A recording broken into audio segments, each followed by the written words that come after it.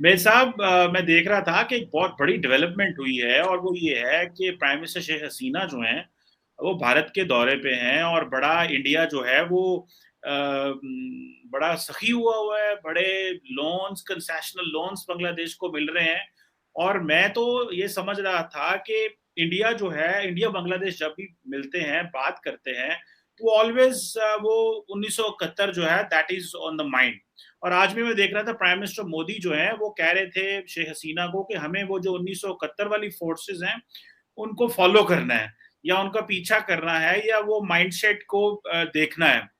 तो एक तरफ तो मेरे ज़हन में आया, शायद पाकिस्तान की तो बात हो रही है, लेकिन शायद मेरे ज़हन में आया कि वो जो मजहबी ताकतें उस वक्त बांग्लादेश में थी, ये उनकी बात भी प्राइम मिनिस्टर मोदी कर रहे थे, जमात इस्लामी वगैरह जो उस वक्त जिन्होंने पाकिस्तान फौज के साथ मिलकर वो किया था। तो how do you see Sheikh Hasina का जो ट्रिप है, इसको आप कैसे देखते हैं? और ये जो कंसेशनल लोन्स वगैरह मिले हैं, ये चाइना का खौफ है, या कि आप समझते हैं कि मुझे तो ऐसे भी लग रहा है कि इंडिया की जो चाइना पॉलिसी है वो बांग्लादेश में पहुंच गई है। सो आप कैसे देखते हैं? चीमा साहब, ऐसा है कि दो तीन बातें आपने पूछी तो मैं एक तरीके से जवाब देता हूँ। ये आपने जमात इस्लामी वाली बात करी, बिल्कुल ठीक है। और जहां तक भारत का सवाल है, जमात इस्लामी आज भी एक्टिव है वहां पे। जो ब्लॉगर्स को मारना काटना बीच में चला था, वो बहुत क्योंकि बंगाली पीपल आर स्लाइटली काफी कल्चरली साउंड हैं, आर्टिस्टिक लोग होते हैं, इंटेलेक्चुअल लोग होते हैं ज्यादातर बंगालीज। ऐसी रेपुटेशन है उनकी भारत में और even in Bangladesh. They are you know culturally evolved people. तो जब वन यूनिट प्लान की बात हुई थी, तो बोला था कि साहब उर्दू नाफिज करी जाएगी और उर्दू सब लोग बोलेंगे। अब उर्दू तो नई नई बनी है, जबान पुरानी नहीं है। बंगाली जो है वो बांग्ला जो है वो करीब 1500 साल पुरानी है जबान। तो उस लिए थोड़ा सा वो फ्रिक्शन हुआ। फिर आपको पता है ढाका यूनिवर्सिटी में किस तरीके से वो फायरिंग हुई, स्टूडेंट्स मारे गए। रिटेलिएशन में बिहारी वहां के जो थे, वहां पे सेटल थे, वो 300 परिवार करीब मारे गए। फिर ऑपरेशन सर्चलाइट। ये जो एक एक एक बैकग्राउंड है चीमा साहब ऑपरेशन सर्चलाइट का, जनरल टिक्का खान वाला, जिसमें बहुत बड़ा हाथ था लोकल बंगालीज को, इंटेलेक्चुअल्स को आइडेंटिफाई करने का, और जमात इस्लामी का था। पाकिस्तानी फोर्सेस तो कई बाहर से आई थी। जनरल टिक्का खान तो उनको नॉलेज तो थी पूरी बांग्लादेश के बारे में, ऐसी नहीं कि पाकिस्तानी आर्मी को नॉलेज नहीं थी। लेकिन क्या है कि लोकल नॉलेज भी होती है, गली मोहल्ले वाली नॉलेज। वो किसी फौज को नहीं होती। वो किसी भी फौज को नहीं होती। अमेरिकन आर्मी हो, इंडियन आर्मी हो, पाकिस्तानी, चाइनीज, किसी को गली मोहल्ले वाली नॉलेज नहीं होती। वो तो या तो पुलिस वाले को होगी, या जिस गली मोहल्ले में रहेगा उसको होगी। So that is how Jamaat Islami led the slaughter of Bengalis, जो कि हमदुर कमीशन की रिपोर्ट में भी उसका एक मेंशन है, जो पाकिस्तान की जस्टिस थे हमदुर साहब। तो उनका ये है।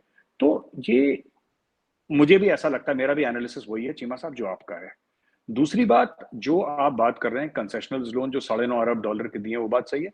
एक्चुअली क्या है ना, मैं आपको बताता हूँ कि बांग्लादेश हमारा एक बड़ा ट्रेडिंग पार्टनर भी है।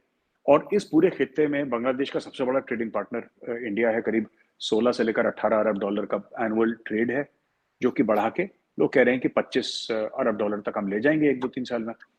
ये भी बात है। तीसरी चीज ये है कि आईटी में, स्पेस में, एटॉमिक एनर्जी में काफी हद तक बोला है कि हम लोग आपस में कोऑपरेशन करेंगे। जो वाटर रिवर शेयरिंग की बात है, उसका भी मामला सॉर्ट आउट। बॉर्डर डिस्प्यूट था, बाउंड्री डिस्प्यूट, वो तो हमने सॉर्ट आउट कर दिया। वो मोदी साहब ने अपने पहले ही टर्म में बिल्कुल रफा दफा करके उसको लेन देन करके जमीन का वो पक्का कर दिया। तो ये सब चीजें हो गई हैं। जहां तक चाइना की बात है चीमा साहब, अ, एक एक बड़ी इंटरेस्टिंग बात मैं आपको बोलूंगा, और आपको थोड़ी सी अटपटी भी लगेगी, थोड़ी सी अजीब भी लगेगी, कि कुछ लोगों का मानना है कि American power is on the win.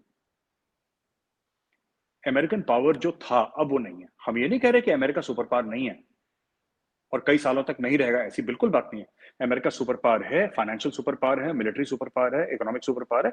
इसमें कोई शक नहीं है। और उससे बड़ा कोई सुपर पावर नहीं है, ये भी कोई शक नहीं है। लेकिन जो अमेरिका की 10 साल पहले जो हैसियत थी, वो आज नहीं है। और कई लोग हिंदुस्तान में वो मानते हैं कि इन फ्यूचर 20-25 साल के बाद जो दुनिया में जो जिसको कहते हैं कि वर्चस्व की लड़ाई होगी, सुजरेनिटी की लड़ाई होगी, जो पावर की लड़ाई होगी, that will be between India and China. Two of the oldest civilisations on earth, इनके बीच में लड़ाई होगी। और आज की तारीख में China has more money than India. On paper China's military is stronger than India, इसमें कोई शक की बात नहीं है, लेकिन चाइनीज इकोनॉमी को मार पड़ रही है बहुत बुरी तरीके से आज की तारीख में। It is taking a beating Cheema साहब। और दूसरी चीज यह है कि इंडिया भी अपना इन्फ्लुएंस स्प्रेड कर रहा है, एंड हमारे साथ तो लिंग्विस्टिक टाइज हैं, कल्चरल टाइज है बंगालियों के साथ, चाइनीज के साथ तो कुछ है नहीं। चाइना के, ठीक है, चाइना के साथ सिर्फ एक चीज है, चाइना चेकबुक लेकर आएगा, इसके अलावा चाइना का कोई लेना देना नहीं है। It has only chequebook diplomacy, इसके अलावा चाइना का कुछ नहीं है। With any country on earth they have no cultural ties. Hiuen Tsang आया था इंडिया हजारों साल पहले, वो एक ही गाना गाते रहते हैं कि ह्यूवन सांग आया था और कौन आया था कौन नहीं गया था, वो जो भी है, लेकिन ऐसे कोई कल्चरल टाइज नहीं है हमारी चाइना के साथ, जो बड़ी स्ट्रॉन्ग कल्चरल टाइज है। मैं आपको एक और बात बता दूं, केरला के किंग थे, केरला के राजा थे, who went Kalaripayattu is a martial arts of Kerala, आप गूगल में देख सकते हैं। जो चाइनीज मार्शल आर्ट्स है ना, Kalaripayattu is the father of Chinese martial arts. Please Google it and read articles by Chinese scholars. आप Chinese scholars का, Indian scholars का छोड़ दीजिए, read this thing। ये पूरा जो Shaolin Temple का जो स्टोरी है, ये पूरी है, it was started by people from Kerala, it was started by the Buddhists। That king became a Buddhist and he went, and because the idea was to enemy को बिना weapon से मारना। Kalaripayattu में weapons तो use करते हैं, उर्मी है, एक स्वॉर्ड होती है, फ्लेक्सिबल टाइप की स्वॉर्ड, और ये सब स्वॉर्ड्स होती हैं, स्टिक होती है, सब होता है, लेकिन जो उन्होंने इवॉल्व करा, बिकॉज लेटर ऑन जो लोग बुद्धिस्ट बन गए थे, they evolved a technique by which you could defend yourself without killing the other person।